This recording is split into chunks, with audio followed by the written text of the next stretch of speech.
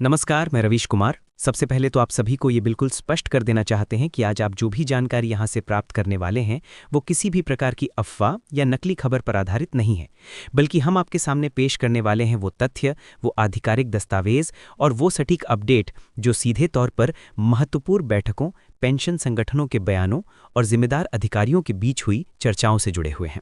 इसलिए आपको अभी जो कुछ भी देखने और सुनने को मिलेगा वो पूरी तरह से आपके अधिकारों, आपके भविष्य और आपकी मेहनत की कमाई से जुड़ा हुआ है।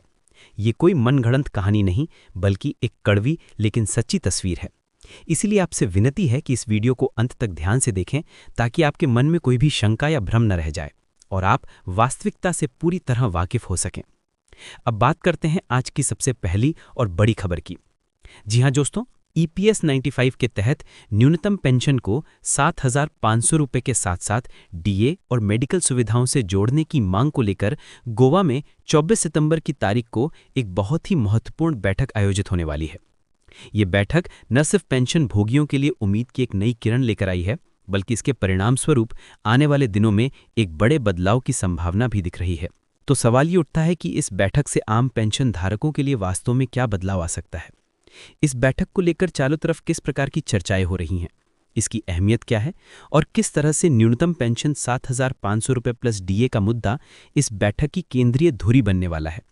इस बैठक के एजेंडे में और क्या-क्या महत्वपूर्ण मुद्दे शामिल होंगे, इन सभी सवालों के जवाब आज हम आपको इस विस्तृत रिपोर्ट के माध्यम से देने का प्रयास करेंगे। इसके साथ ही आज हम आपको विधानसभा चुनावों में नोटा विकल्प, सीबीटी मीटिंग्स और ईपीएस 95 पेंशन के आपसी रिश्ते के बारे में भी विस्तार से बताएंगे। पेंशन में बढ़ोतरी को लेकर एक नई खबर ये सामने आ रही है कि पेंशन भोगियों द्वारा सरकार पर दबाव बनाने के लिए ये ऐलान किया जा रहा है कि यदि जल्द ही पेंशन राशि में उचित बढ़ोतरी नहीं की गई तो आगामी चुनावों में सभी पेंशन भोगी अपने परिवारजनों के साथ मिलकर नोटा के पक्ष में वोटिंग करेंगे। ये मुद्दा झारखंड और महाराष्ट्र जैसे राज्यों में होने वाले विधानसभा चुनावों के लिए काफी चर्चा का विषय बना हुआ है। तो देखना यह है कि पेंशन भोगियों की रणनीति सरकार पर कितना असर दिखा पाती है। इसी क्रम में एक और गंभीर मामला सामने आया है। उच्च पेंशन के लिए ईपीएफओ द्वारा की जा रही ढिलाई का आरोप है कि संगठन सुप्रीम कोर्ट के स्पष्ट आदेशों का पालन नहीं कर रहा है और इस तरह से न्यायालय की अवमानना कर रहा है। इस संबंध में कर्मचारी भविष्य निधि संगठन सेफी की ओर से श्रम मंत्री को एक जरूरी पत्र भी लिखा गया है, जिसकी चर्चा हम आपसे आगे करेंगे। और अंत में हम आपको यही बताएंगे कि किस तरह देश के 27 राज्यों के पेंशन भोगी एकजुट होकर अपनी आवाज बुलंद कर रहे हैं। उनकी मांग है कि उनकी पेंशन 15,000 रुपये प्रति माह होनी चाहिए, जिसमें महंगाई भत्ता भी शामिल हो।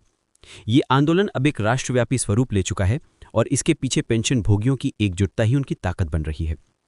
इन सभी मुद्दों पर आज हम विस्तार से प्रकाश डालेंगे, इसीलिए आपसे अनुरोध है कि इस वीडियो को अंत तक जरूर देखें और साथ ही अगर आप हमारे चैनल पर नए हैं तो चैनल को सब्सक्राइब करना न भूलें, ताकि भविष्य में आप तक इसी प्रकार की महत्वपूर्ण जानकारियां सबसे पहले पहुंच सकें।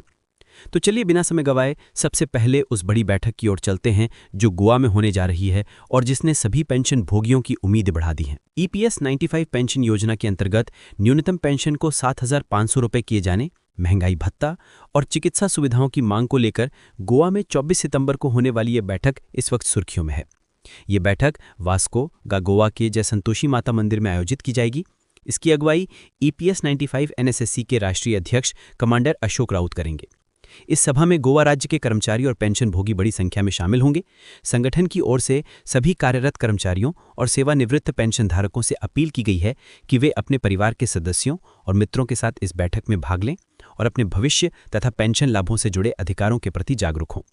ये बैठक उन्हें अपनी मांगों को एक मंच पर रखने और सामूहिक ताकत दिखाने का एक सुनहरा अवसर प्रदान करेगी।